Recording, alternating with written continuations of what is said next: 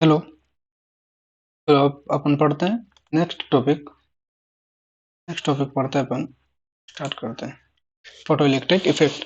आज तक हमने पढ़ा कि मतलब ब्लैक बॉडी रेडिएशन के बारे में पढ़ा अपन ने। ब्लैक बॉडी रेडिएशन में कैसे क्या हुआ, ब्लैक बॉडी रेडिएशन का जो वक्र आया, उसका कर्व आया, उसको कैसे समझाया क्लासिकल मैकेनिक्स ने, क्लासिकल फिजिक्स ने कैसे समझाया। फिर उसके बाद क्वांटम में प्लांक सर आए। प्लांक सर ने कैसे उसका एक्सपेरिमेंटल प्रूफ दिया, उसका प्रूव किया।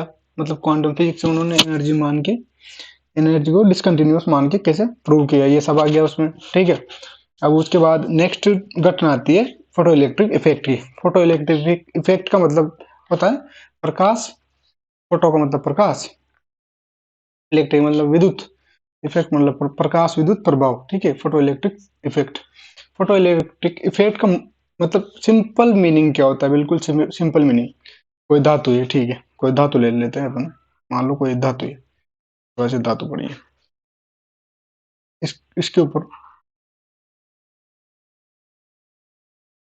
अपन प्रकाश आपतित कराएंगे। उस प्रकाश से इससे इलेक्ट्रॉन निकलेंगे। इलेक्ट्रॉन से क्या जनरेट होगा, करंट जनरेट होगा। इसलिए इसे फोटो इलेक्ट्रिक इफेक्ट कहते हैं। बिल्कुल सिंपल वर्ड में बोलेंगे इसे, बिल्कुल सिंपल वर्डिंग में ये रहेगा फोटो इलेक्ट्रिक इफेक्ट। इससे ज्यादा कुछ नहीं है। ठीक है। अब इसका बेसिक में समझा देता हूँ आपको अच्छे से। सबसे पहले इसको ऑब्जर्व किसने किया, इसको ऑब्जर्व सबसे पहले हर्ट्ज ने किया था। ठीक है, हर्ट्ज। और इन्होंने ज्यादा इस पे ध्यान नहीं दिया, तो इसके ऊपर मतलब इन्होंने ज्यादा ध्यान नहीं दिया, तो इन्होंने कुछ आगे किया ही नहीं इसमें। हालांकि इनका जो एक हर्ट्ज का एक एक्सपेरिमेंट भी होता है, जिसे अपन किसमें पढ़ते हैं, एलिमेंट्री फिजिक्स में पढ़ते हैं उसे अपन। तो अभी यहाँ पे तो इन्होंने इस वाले टॉपिक पे इन्होंने ज्यादा ध्यान नहीं दिया। और इनकी खोजकर्ता कौन माने जाते हैं, इसके खोज इन्होंने की थी, हर्ट्ज ने की थी। ठीक है, इन्होंने ज्यादा ध्यान नहीं दिया था पर इसमें। इसका एक्सपेरिमेंट किसने किया था, एक्सपेरिमेंट किया था लेनार्ड, सर लेनार्ड एंड होलबॉक्स। होलबॉक्स ने इसका एक्सपेरिमेंट किया। अब जो इन्होंने एक्सपेरिमेंट किया, तो उसके लिए मतलब एक एक्सपेरिमेंटल सेटअप तैयार किया। सेटअप में बता देता हूँ आपको कैसा सेटअप तैयार किया, मैंने बना रखा है आपके लिए। निकल जा यार, ऐसे क्या करता है, ये आ गया। ठीक है, तो देख लो आप यहाँ पे सेटअप है। ये वैक्यूम नली है, वैक्यूम नली। ठीक है, जैसे कि वैक्यूम नली है जिसमें हवा और कुछ भी नहीं जा सकती, वैक्यूम में, इसके अंदर वैक्यूम है। ठीक है, यहाँ पे प्रकाश विद्युत सारे धातु का वो लगा रखा है, कैथोड। ठीक है, यहाँ एनोड है। इसको माइक्रो एमीटर से जोड़ा जाता है। एमीटर वो होता है जो धारा को मापता है, करंट को नापता है, मापता है। एमीटर तो ज्यादा मापता है, बहुत ज्यादा करंट को, ठीक मतलब ठीक ठाक लेवल में रहता है, उस करंट को मापता है। फिर मिली एमीटर नापता है करंट को, सबसे कम करंट को मापता है मिली माइक्रो एमीटर। ठीक है, माइक्रो एमीटर मापता है। ठीक है, यहाँ पे सेटअप देख लो आप। यहाँ पे वोल्ट वोल्ट मीटर लगा रखा है दोनों के बीच में, विभवांतर नापने के लिए। यहाँ दिक् परिवर्तक लगा रखा है, विभव विभाजक, और एक कुंजी लगा रखी है, यहाँ बैटरी लगा रखी है अपन ने। ठीक है, जैसे ही अपन इस पे प्रकाश को आपतित करेंगे, ये इधर आ रहा है प्रकाश। ठीक है, तो जैसे इस पे अपन प्रकाश आपतित करेंगे तो इलेक्ट्रॉन निकलेंगे। इलेक्ट्रॉन कब निकलेंगे कब नहीं निकलेंगे, मैं आपको ये बात पहले बता देता हूँ। यहाँ पे यस, इसका मतलब है सोर्स। ठीक है, तो इलेक्ट्रॉन कब निकलेंगे, मान लो ये कोई मेटल है। ठीक है, अब इस पे अपन ने प्रकाश आपतित कर दिया। ठीक है, प्रकाश आपतित करा, तो आप बोलोगे इसमें से इलेक्ट्रॉन निकल जाएंगे, नहीं, ऐसे इलेक्ट्रॉन नहीं निकलेंगे। इसके लिए एक निश्चित फ्रीक्वेंसी होना जरूरी है। एक इसके लिए एक निश्चित फ्रीक्वेंसी होना जरूरी है, उसे बोलते threshold, threshold frequency. Threshold frequency बोलते हैं। ठीक है, थ्रेशोल्ड फ्रीक्वेंसी से कम फ्रीक्वेंसी पे इससे इलेक्ट्रॉन नहीं निकलेंगे। ठीक है, इससे वह अधिकतम आवृत्ति जिससे इलेक्ट्रॉन को धातु के पृष्ठ से मुक्त कराने के लिए आवश्यकता होती है, उसे दहली आवृत्ति बोलते हैं। ठीक है, वह अधिकतम अधिकतम आवर्ती जिस जिससे इलेक्ट्रॉन पर प्रकाश आपतित करने पर, इलेक्ट्रॉन पर मेटल पर प्रकाश आपतित करने पर उससे इलेक्ट्रॉन उसके धातु के पृष्ठ से बाहर आ जाते हैं। ठीक है, धातु के पृष्ठ से बाहर आ जाते हैं, उसे बोलते हैं देली आवर्ती। ये अधिकतम आएगी। और इसी प्रकार देली तरंग दैर्ध्य का भी देली तरंग दैर्ध्य का भी डेफिनेशन लिख सकते हैं। तो उसके लिए आ जाएगा वह कम से कम, वह कम से कम तरंग दैर्ध्य जिसके लिए धातु से उसके पृष्ठ से इलेक्ट्रॉन को मुक्त कराने के लिए आवश्यकता होती है, तो देली तरंग दैर्ध्य बोलते हैं। ये जानना बहुत ज्यादा जरूरी होता है। ठीक है, तो इसका मतलब समझ गए आप कि इससे कम आवर्ती तो होनी चाहिए नहीं, नहीं तो अगर इससे कम, अगर देली आवर्ती से कम आवर्ती हुई तो इस प्रकाश की आपतित होने वाले प्रकाश की, तो इससे इलेक्ट्रॉन बाहर नहीं निकलेंगे, और इलेक्ट्रॉन ही बाहर नहीं निकलेंगे तो फोटो करंट जनरेट होगा ही नहीं, मतलब फोटो इलेक्ट्रिक इफेक्ट नहीं दर्शाएगा। ठीक है, ये वाली बात समझ जाओ आप। ठीक है, तो नेक्स्ट पेज ले लेता हूँ मैं। नेक्स्ट पेज में ये आ गया अपना जो भी सेटअप था। अब इससे अपने दिल्ली, अब यहाँ पे समझने वाली बात ये रहेगी, यहाँ पे फ्रीक्वेंसी, मतलब अपने कोई लाल रंग का प्रकाश ले लिया। ठीक है, तो मैं बता देता हूँ आपको, लाल रंग की तरंग दैर्ध्य सबसे कम रहती है। एक बार इधर इधर देख लो आप, इधर मैं समझा देता हूँ, अभी भूलोगे भी नहीं आप ये वाली बात। लेमडा को कैसे लिखते हैं अपन, और न्यू, एक तो लेमडा होता है और न्यू न्यू होता है। लेमडा होता है तरंग दैर्ध्य, ये होता है आवर्ती। यहाँ पे लिखेंगे अपन आर, यहाँ पे लिखेंगे अपन लेड। पी को क्या लिखेंगे, इसके सबसे कम तरंग दैर्ध्य किसकी होती है, इसकी होती है क्या नाम से, रेड कलर की। ठीक है, और सबसे कम आवर्ती किसकी होती है, ओलेड रंग की। ठीक है, विप गोर से आपको पता होगा ना, तो ये निकलती है। अपन इसको थोड़ा सा ये ऐसे करके देख लें, याद करने का तरीका यही है आपके, ये मिटाते हैं, ये आ गया। ठीक है ना, लेमडा लेमडा की तरह बन गया ना, तो सबसे कम किसकी रहेगी, लेमडा आर की रहेगी, मतलब कि रेड कलर की। मैं तो ऐसे याद रखता हूँ, और आप कैसे याद रखते हो आपके ऊपर डिपेंड करता है। ठीक है, आप आपके हिसाब से याद कर लेना। तो जैसे ही अपन इस पे यहाँ से इलेक्ट्रॉन निकलेंगे, यहाँ पे नेगेटिव है तो ये इसको इधर धक्का देगा, ये इधर की तरफ धक्का देगा, नेगेटिव नेगेटिव को प्रतिकर्षित करेगा, तो ये इधर की तरफ धक्का देगा, इधर पॉजिटिव है तो इधर आ जाएंगे ये, और इधर से धारा बहने लग जाएगी। ठीक है, कुंजी बटन दबाते ही चालू करते हैं, धारा बहने लग जाएगी, इसे फोटो इलेक्ट्रिक इफेक्ट बोलते हैं। इस प्रकार इस पे अगर, ठीक है, इस प्रकार इसे फोटो इलेक्ट्रिक इफेक्ट बोलते हैं। अब इस पे जो जो एक्सपेरिमेंट, इसका जो एक्सपेरिमेंट था, इससे क्या क्या रिजल्ट निकल के आए, क्या क्या रिजल्ट नहीं निकल के आए, ये मैं आपको बता देता हूँ। ठीक है, तो इनका पॉइंट नोट करो अब आप, बहुत ज्यादा जरूरी है पॉइंट नोट करना। पहले इस फिर इसे पहले इसके पॉइंट नोट कर लेंगे, फिर उसके बाद में अगले स्टेप पे बढ़ूंगा। पहला पॉइंट कहता है एक्सपेरिमेंट से वह कम से कम, मतलब थ्रेशोल्ड फ्रीक्वेंसी के बारे में या थ्रेशोल्ड वेवलेंथ के बारे में होता है। ठीक है, तो लिखो अब आप पॉइंट ए, जब धातु के पृष्ठ पर एक विशेष आवृत्ति से कम आवृत्ति का प्रकाश गिराया जाता है तो इलेक्ट्रॉन धातु के पृष्ठ से बाहर नहीं आते हैं। इस विशेष आवृत्ति को देली आवृत्ति कहते हैं, और इसके संगत तरंग दैर्ध्य को देली तरंग दैर्ध्य बोलते हैं। ठीक है, फर्स्ट पॉइंट हो गया आपके थ्रेशोल्ड, देली देली तरंग दैर्ध्य के बारे में। फर्स्ट पॉइंट हो गया देली देली तरंग दैर्ध्य, तरंग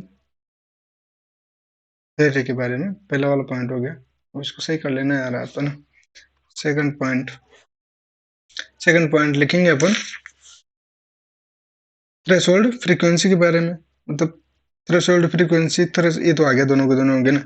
और सेकंड पॉइंट आएगा इसमें टाइम लेग के बारे में। इस पे मतलब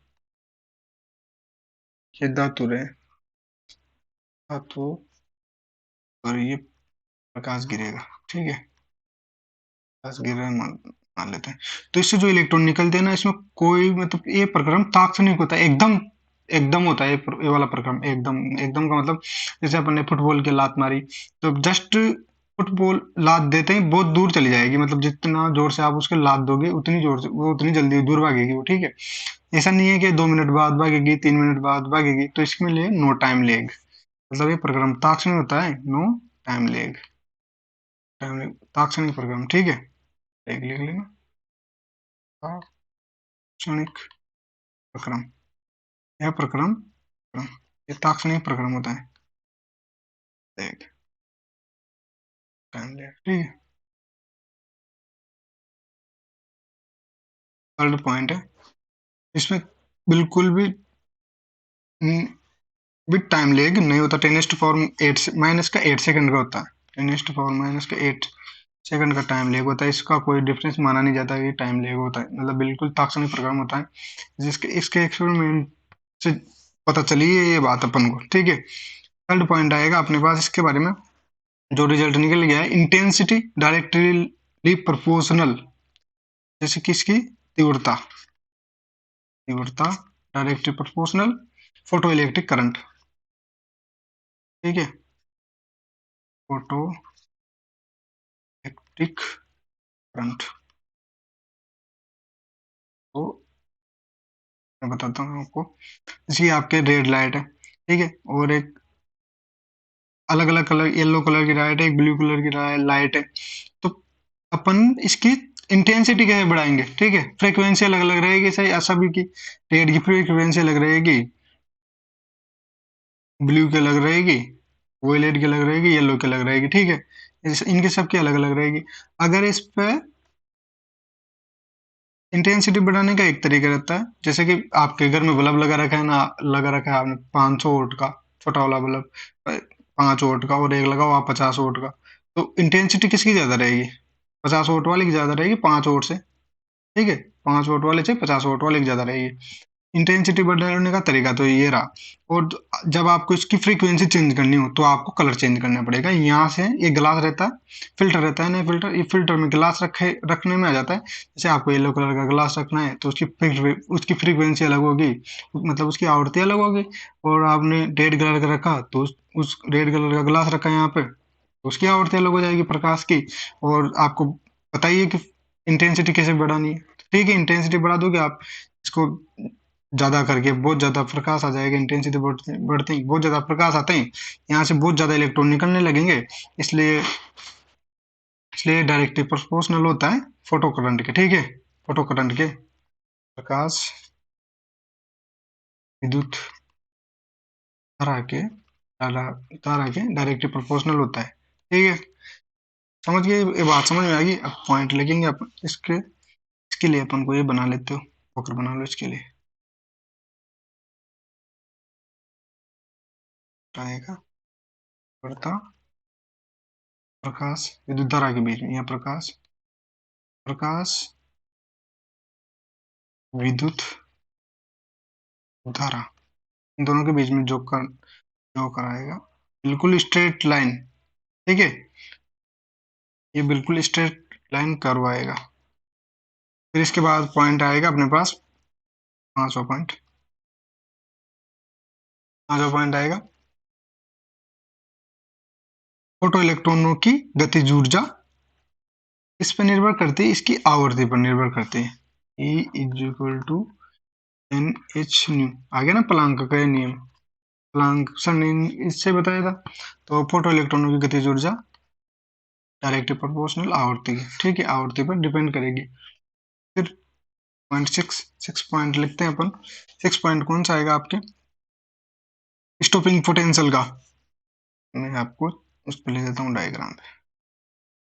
जब आप इधर नेगेटिव पोटेंशियल अप्लाई करोगे यहाँ से, इसकी बैटरी की ध्रुवणता चेंज करके, ध्रुवणता जो भी बोलते हैं उसे, वो चेंज करके आप यहाँ पे नेगेटिव करोगे, यहाँ पॉजिटिव कर दोगे, मतलब पॉजिटिव मतलब यहाँ भी नेगेटिव पोटेंशियल अप्लाई कर दोगे, तो यहाँ से ये इलेक्ट्रॉन इधर जा ही नहीं पाएंगे, भले से इतनी कितनी भी पावर लगा लो, इधर से कितनी भी आप कितनी भी इंटेंसिटी की लाइट अप्लाई कर दो, फ्रीक्वेंसी थ्रेशोल्ड फ्रीक्वेंसी से कितनी भी ज्यादा कर दो, फिर भी ये वाले इलेक्ट्रॉन इधर नहीं पहुंच पाएंगे। तो यहाँ पे प्रकाश विद्युत धारा जीरो हो जाएगी, प्रकाश विद्युत धारा जीरो हो जाएगी। ठीक है, तो इसको बोलते हैं स्टॉपिंग पोटेंशियल। इसकी डेफिनेशन लिखनी है आपको। ठीक है, पोटेंशियल। ठीक है, और एक पॉइंट और लिख लो, ये स्टॉपिंग पोटेंशियल डायरेक्टली प्रोपोर्शनल होता है आवर्ती के,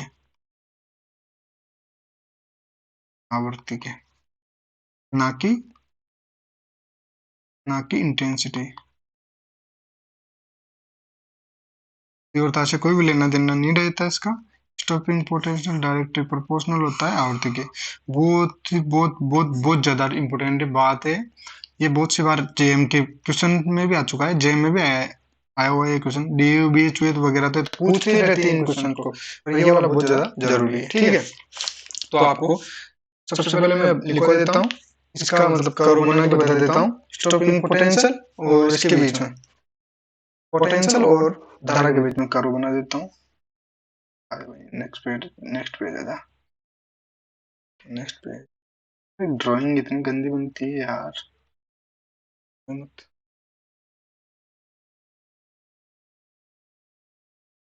कहाँ से आएगा वो पेन वगैरह, कहाँ से आएगा? मैं सोच रहा था वो आ जाता तो अच्छा रहता। ऐसे बनाते हैं,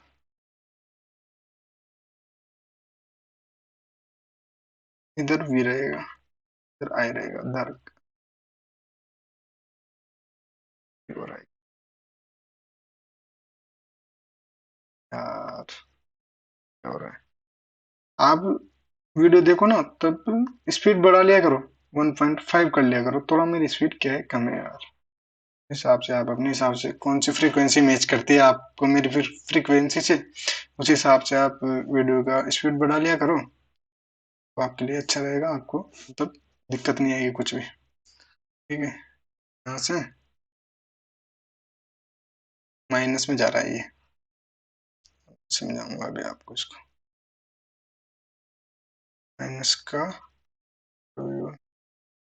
इसका 2, ठीक है, ये माइनस का है ना, माइनस में रहेगा 3। जैसे जैसे बढ़ाते जाएंगे धारा, उसका मान, स्टॉपिंग पोटेंशियल का मान कम होता जाएगा। ठीक है, ये वाले ग्राफ याद रखना है आपको, बहुत ज्यादा जरूरी है। निरोधी वो आवर्ती पर निर्भर करता है, ना कि तीव्रता पर, नहीं, बिल्कुल भी नहीं करता। ठीक है, ये वाला पॉइंट हो गया। अब इस वाले वक्र से स्पष्ट है कि इस वाले वक्र से अपन पॉइंट लिखेंगे, पहला पॉइंट लिख लो अब आप, ए पॉइंट, ये वाला इस वाले वक्र से स्पष्ट है कि इलेक्ट्रोड ए पर आरोपित धनात्मक विभव का मान बढ़ाने पर प्रारंभ में धारा धीरे धीरे बढ़ती और उसके बाद नियत मान प्राप्त कर लेती है। ठीक है, आरोपित धनात्मक विभव का मान बढ़ाने पर, यार ये तो लिखा है नहीं मैंने आपको, V3 greater than V2 greater than V1 होता है, ये लिख लेना, ये बहुत जरूरी है, अभी तो पता चलेगा ना, पता नहीं चलेगा। ठीक है, ये पॉइंट हो गया।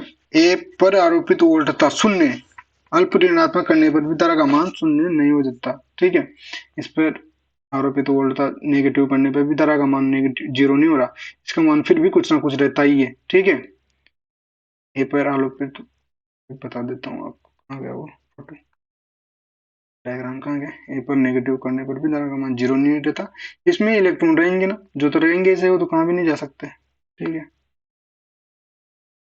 इधर निकालना था, इधर निकालना था, आगे पढ़ा जा रहा था, इधर पढ़ा रहा था, तो बी पॉइंट रह जाएगा, ए पॉइंट आ गया, बी पॉइंट आ गया, सी पॉइंट लिखेंगे अपन।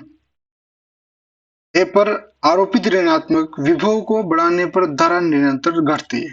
ठीक है, और एक निश्चित ऋणात्मक वोल्टता प्राप्त करने पर धारा शून्य हो जाती है। इस निश्चित ऋणात्मक वोल्टता को निरोधी विभव कहते हैं, से वी नोट से व्यक्त करते हैं। ठीक है, एक निश्चित ऋणात्मक वोल्टता पर धारा शून्य हो जाती है, इस निश्चित ऋणात्मक वोल्टता को निरोधी विभव कहते हैं। निरोधी विभव आवर्ती पर निर्भर करता है, ये वाली बात अपने कंप्लीट होगी, और इसका एक्सप्लेनेशन कर दिया अपन ने, जो अपन एक्सपेरिमेंट किया था लेनार्ड और हॉलबॉक्स ने इसका एक्सपेरिमेंट किया था, उन्होंने ये पॉइंट इससे दिए। अब आती है क्लासिकल फिजिक्स की बारी। अब क्लासिकल फिजिक्स वालों से बोला इन्होंने, क्लासिकल फिजिक्स वालों से इन्होंने बोला कि भाई अब हमने तो ये पॉइंट दे दिए, अब आप इसको समझाओ। कि कैसे समझाओगे आप इसको? फोटो इलेक्ट्रिक इफेक्ट को समझाओ आप। हमने तो बता दिया कि सर ये बात होती है इसमें, ये बात नहीं होती है। तो क्लासिकल फिजिक्स वाले आए और क्लासिकल फिजिक्स वालों ने बोला कि मतलब, रुको एक मिनट, ये यहाँ तक नोट कर लेना।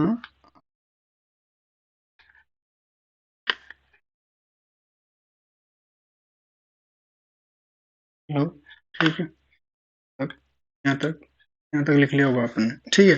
तो क्लासिकल फिजिक्स वालों ने इसे समझाने की कोशिश करी, तो क्लासिकल फिजिक्स वालों ने बोला कि क्लासिकल फिजिक्स समझाने में से विफल रही। मतलब इन्होंने ये तो मानते थे कि ऊर्जा डायरेक्टली प्रोपोर्शनल, क्लासिकल फिजिक्स वाले बोलते थे ऊर्जा डायरेक्टली प्रोपोर्शनल इंटेंसिटी, जबकि एक्सपेरिमेंट क्या बोलता था कि ये फ्रीक्वेंसी पे डिपेंड करती है, ना कि इंटेंसिटी पे। ये फ्रीक्वेंसी पे डिपेंड करती है, फ्रीक्वेंसी पे डिपेंड करती है, ना कि इंटेंसिटी पे डिपेंड करती है, ठीक है। तो इनका जो ये वाला बात थी, ये गलत साबित हो गई। ये मतलब कोई से भी इसका मतलब तो ये होना चाहिए था, ये इंटेंसिटी पे डिपेंड करती है। मान लो लाइट है, मतलब एनर्जी अगर इंटेंसिटी पे डिपेंड करती है, लाइट तो करती ही है, फोटो इलेक्ट्रिक करंट तो करता ही है। पर अगर इंटेंसिटी पे डिपेंड करती है एनर्जी, तो अपन किसी भी आवृत्ति का प्रकाश डालते इस पे, ठीक है, इस पे कोई सी भी आवृत्ति का प्रकाश डालते तो इससे इलेक्ट्रॉन निकल जाना चाहिए था। अगर इंटेंसिटी की बात होती, इंटेंसिटी पे इस इंटेंसिटी का अगर इससे कोई रिलेशन होता, तो इस पे कोई जरूरी नहीं था कि इसे देली आवृत्ति से अधिक आवृत्ति का प्रकाश डालना ही जरूरी था, तभी जाके इलेक्ट्रॉन निकलते। पर हुआ ये एक्सपेरिमेंट में कि इससे कम आवृत्ति का प्रकाश डालने पर इससे इलेक्ट्रॉन बाहर नहीं निकल रहे थे। इसका मतलब ये हुआ कि फ्रीक्वेंसी इंपोर्टेंट रखती है, जबकि इन्होंने बोला कि इंटेंसिटी इंपोर्टेंस रखती है। तो फर्स्ट पॉइंट तो ये आ जाएगा आपके कि चिरसम, अब इसको कैसे लिखेंगे अपन? चिरसम्मित यांत्रिकी के अनुसार प्रकाश तरंग की ऊर्जा तीव्रता पे निर्भर करती है, ठीक है। अतः धातु के पृष्ठ पर किसी भी आवृत्ति का प्रकाश गिराया जाएगा, धातु के पृष्ठ से इलेक्ट्रॉन बाहर आ जाने चाहिए, ठीक है। परंतु प्रायोगिक परिणामों से देली आवृत्ति से कम आवृत्ति के प्रकाश के लिए इलेक्ट्रॉन धातु के पृष्ठ से बाहर आते ही नहीं है। तो ये वाली बात इनकी गलत हो गई, जो कि बहुत बहुत पहले से मानते थे कि इंटेंसिटी डायरेक्टली प्रोपोर्शनल ऊर्जा की होती, एनर्जी की होती है, ठीक है। सेकंड पॉइंट आएगा, फर्स्ट पॉइंट ये लिख लो, सेकंड पॉइंट आएगा, सेकंड पॉइंट लिख लेंगे। चिरसम्मित यांत्रिकी के अनुसार फोटो इलेक्ट्रॉनों की गतिज ऊर्जा तीव्रता पर निर्भर करनी चाहिए, जबकि आवृत्ति पर निर्भर करती है। मतलब ये फर्स्ट और सेकंड पॉइंट दोनों लगभग सेम है। थर्ड पॉइंट वो लिख देंगे अपन। थर्ड पॉइंट क्या आएगा? आपने देखा होगा, आपने डिफ्रेक्शन पढ़ा होगा, इंटरफेरेंस पढ़ा होगा, ठीक है। क्या बोलते हैं इंटरफेरेंस से, क्या बोलते हैं हिंदी में? क्या बोल गया मैं तो यार। हाँ, परावर्तन अपवर्तन, अपवर्तन, ये तो डिफ्रेक्शन, डिफ्रेक्शन। इंटरफेरेंस पढ़ा होगा अपन ने। इंटरफेरेंस क्या बोलते हैं यार, मुझे इंटरफेरेंस क्या बोलते हैं हिंदी में? इंटरफेरेंस। और एक पढ़ा होगा डिफ डिफ्रेक्शन, इसे हिंदी में क्या बोलते हैं? देख लेना यार आप गूगल करके देख लेना, मुझे मेरे भूल गया क्या बोलते हैं। तो इससे जो निकलते हैं, इससे जो ऊर्जा का जो ऊर्जा निकलती है, वो निकलती है वेव फ्रंट के रूप में। वेव फ्रंट निकलना चाहिए था इसके, इससे तो निकलते वेव फ्रंट, ठीक है, वेव फ्रंट। रुको एक मिनट, रुको, ठीक है। तो यार घर वाले परेशान कर देते हैं, घर वाले बोल रहे थे मोटर चलाओ भैया, मोटर चलाओ मोटर चलवा रहे थे मेरे मेरे से, ठीक है। तो अपन थर्ड पॉइंट पे आ गए थे। क्वांटम यांत्रिकी के अनुसार प्रकाश जब आपतित होता है, ठीक है, जब भी प्रकाश आपतित होता है तो तरंगाग्र के रूप में आपतित होता है, ठीक है। तो तरंगाग्र के रूप में आपतित होगा प्रकाश, तो इस पर आपतित होने के बावजूद ये इलेक्ट्रॉन को अपनी ऊर्जा वितरित करेगा, ठीक है इलेक्ट्रॉन को अपनी ऊर्जा वितरित करेगा। फिर वितरित इलेक्ट्रॉन को ऊर्जा वितरित करने के बाद इसमें इलेक्ट्रॉन ऊर्जा को ग्रहण करेंगे और उसके बाद इलेक्ट्रॉन बाहर निकलेंगे धातु के सरफेस से, ठीक है, धातु के पृष्ठ से उसके बाद बाहर निकलेंगे।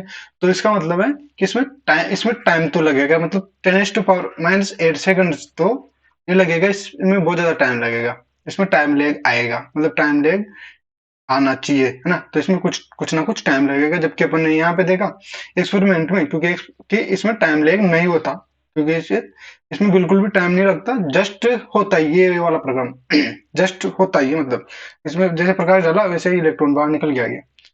अगर दिल्ली आवृत्ति से अधिक आवृत्ति का प्रकाश डालते हैं, जैसे प्रकाश डालोगे वैसे ही इलेक्ट्रॉन बाहर निकल के आ जाएंगे। इंटेंसिटी पे कोई फर्क नहीं पड़ता, अगर कम इंटेंसिटी रहेगी तो कम आएंगे, ज्यादा रहेगी तो ज्यादा आ जाएंगे। अगर आप इसमें इंटेंसिटी कुछ भी रखो, फिर इसके अनुसार आप इंटेंसिटी रखो, आपके हिसाब से ज्यादा रखनी पड़ेगी तभी आएगी, और ना ही ये डिपेंड करता है फ्रीक्वेंसी पे। तो इस प्रकार क्लासिकल फिजिक्स इसको समझा नहीं पाया, और इसके बाद आए अपने 1905 में आइंस्टीन सर 1905 में इसके बाद आए थे। तो सर इन्होंने बोला कि आइंस्टीन सर आए, ठीक है। तो आइंस्टीन सर की प्रकाश क्वांटम सिद्धांत के आधार पर आप डालो, आप टॉपिक क्वांटम सिद्धांत के आधार पर, यहाँ से टॉपिक डालो क्वांटम सिद्धांत के आधार पर, क्वांटम, यहाँ पे और यहाँ पे समस्या आती है यार थोड़ी सी। क्वांटम सिद्धांत के आधार पर, सिद्धांत के आधार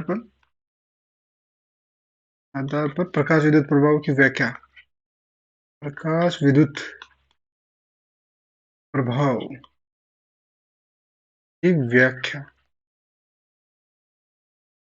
प्रकाश विद्युत प्रभाव की व्याख्या, क्वांटम सिद्धांत के आधार पर प्रकाश विद्युत प्रभाव की व्याख्या। इन्होंने इसकी व्याख्या करने के लिए सबसे बहुत सारे वैज्ञानिक हैं, उनसे व्याख्या नहीं अल्बर्ट आइंस्टीन आए, अल्बर्ट आइंस्टाइन, उन्होंने बोला कि उन्होंने यूज की मैक्स प्लांक की theory, E is equal to NH nu का यूज किया, E is equal to NH Planck constant, number of photons और न्यू आवृत्ति, ठीक है। इन्होंने इसका यूज करके ये क्वांटम सिद्धांत के आधार पर इसकी व्याख्या करी।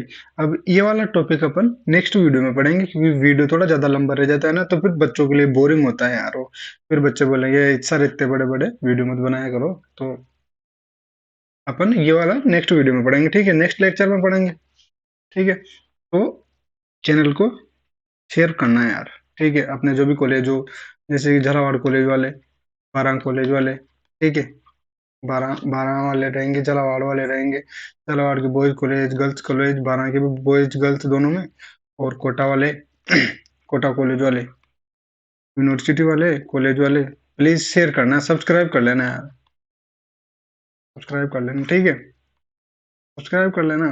और राजस्थान यूनिवर्सिटी वाले भी कर सकते हैं, उनके भी सेम ही चलता है, क्वांटम मैकेनिक्स सेम चलेगी सबके, लगभग सेम चलती है, पूरी सेम चलती है, लगभग एक दो टॉपिक एक्स्ट्रा मान लो आर्यू वालों की, और कुछ भी एक्स्ट्रा नहीं रहता। जैसे जोधपुर यूनिवर्सिटी के रहता है, कोटा यूनिवर्सिटी के भी ऐसे ही रहता है, मतलब जितनी भी यूनिवर्सिटी है राजस्थान की, सबके सेम सेम ही चलता है, उसमें कुछ ज्यादा डिफरेंस नहीं आता। अगर आपको अच्छे से समझ में आ रहा है, मतलब अच्छे से थोड़ा बहुत समझ में आ रहा है, तो प्लीज लाइक कर लेना, और वीडियो में कुछ ना कुछ इन्फॉर्मेशन तो मिलेगी इसे, मतलब आपको ये तो नहीं, यूं तो नहीं रहेगा कि मुझे कुछ भी सीखने को नहीं मिला। तो एक बनाओ स्टडी मतलब एक स्टडी टाइम बनाओ, उस टाइम के हिसाब से अपना अपना टाइम दो वीडियो को, पहले तो वीडियो देख लो, फिर नोट्स भेजूंगा मैं, नोट्स लिख लेना, तो आपके नोट्स भी बनते रहेंगे और आपके हाथों के नोट्स बनते रहेंगे, तो अच्छा रहेगा। और बार बार इनका रिवीजन करो, रिवीजन करने से क्या होगा, आपको सेम चीज याद रहेंगी कि पहले ये हुआ था, फिर ये हुआ था, मतलब एक तरीके से कहानी चलती रहेगी सेम टू सेम।